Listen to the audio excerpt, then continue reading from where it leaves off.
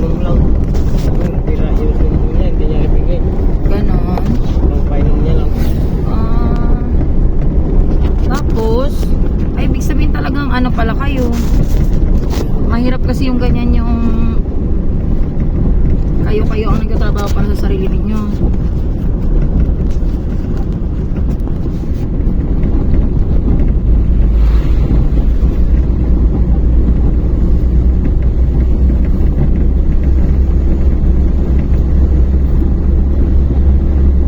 Paano yan kayo nagtatrabaho kung nag-aaral kayo?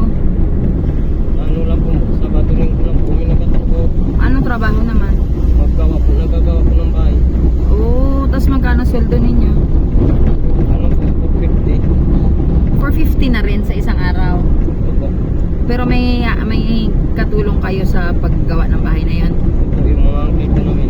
Tapos binibigyan na lang kayo ng 450 sa ano. Pati yung isa mong kapatid na kasama mo rin naggawa ng trabaho.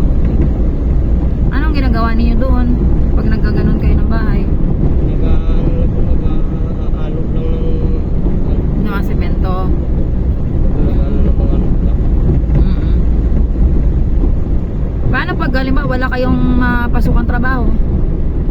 Mga kita, ano lang, pagkain sa may bahay. Pero may mga times na wala ka rin mapasukang trabaho. Minsan kung sila lang yung nagpagawa ng bahay ko, gusto kong dalawa lang sila. Dito ba malapit lang bahay mo dito? Pasok? Opo. Saan banda dyan? Ay hindi po, dun po. Dito ka sa kaliwa. Sige.